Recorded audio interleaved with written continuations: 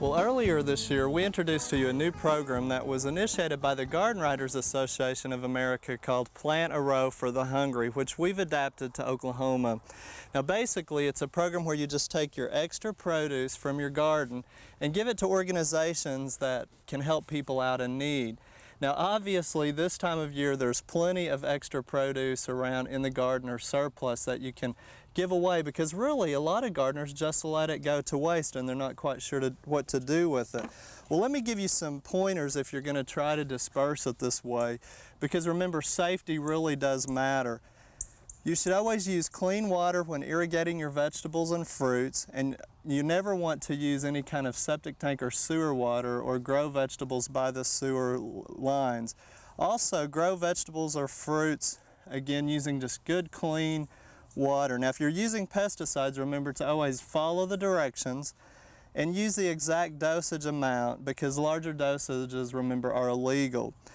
Use only chemicals labeled for your particular crops, and always follow the waiting days to harvest. That's very, very important. In other words, if you've been spraying pesticides, you need to wait that many days before you harvest it and take it to any kind of organization. Remember, the applicator is always responsible for that safe and accurate use. Then you want to cover, refrigerate your produce, clean and wash it again with good, clean water. Now, again, the health department really is very strict on these types of guidelines when you're going to give them away to different organizations. And if you need more guidelines, you can always contact your health department. But look at some of the things that we have surplus today that we're going to be taking over to one of our local organizations. We've got plenty of kohlrabi. We have potatoes, onions, cabbage.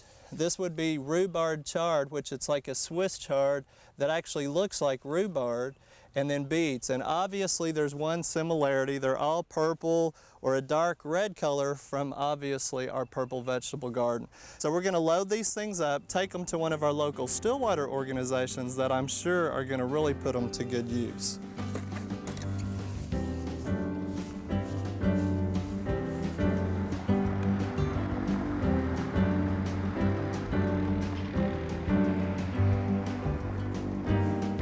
Mary, I think I've got the last of it here today, and hi.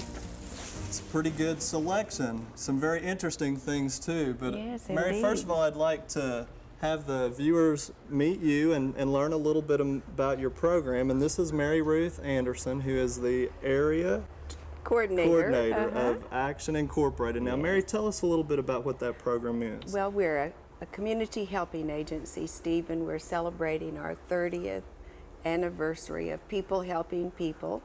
Okay. We've been here in Stillwater for about 12 years now in this same location at 619 West 12. Okay. Now, what kind of services do you offer? A lot of different ones. Head Start, of course, is probably our biggest program. We have the homeless shelter for a period of time. We have food pantry, do a commodity program. Okay.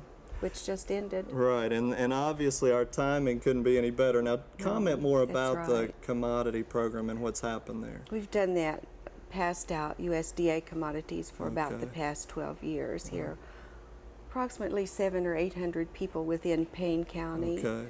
One time a month. Right, so. And it's over. Right, that was it. June was it. So obviously with this kind of produce, you're glad to see this kind of thing, absolutely, right? You have perfect timing. Well, good. Now, folks, I think one thing that you might want to keep in mind is not only can you take it to services across the state who prepare it, but you can also take it to organizations like this fresh. Now, how would you then distribute this, Mary? We have transitional housing for people moving into self-sufficiency who work, and we try to support them in various ways. We would make certain that they have opportunity to have some of this good food and how to prepare it. We connect with the county demonstration group and get recipes from them from time to time. We have roughly 20 or so clients that come in to our office every day for some type of help. Okay. So it would just be there for them to make their selections and just bag it up and take it home. Absolutely. And really, this has been pretty much effortless on our part as far as just harvesting it and bringing it here. And I'm glad that we've been able to connect with you and provide this service, because as we've visited with people. They're very excited to have Yes. produce of this quality that's fresh, nutritious, and healthy, because they tell us that sometimes they just can't afford to purchase it. Now, one thing, Mary, we should mention again, and you've kind of alluded to it as well, but if the viewers are interested in participating, they can pick this brochure up at the county extension office.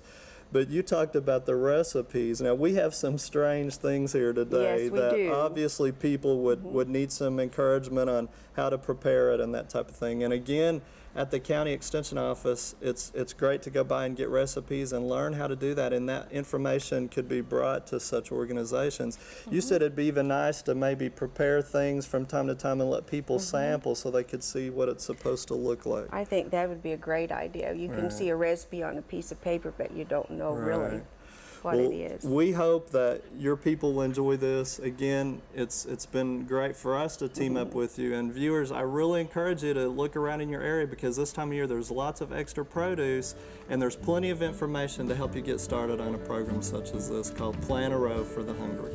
Thanks again, Mary. Thank you, Steve.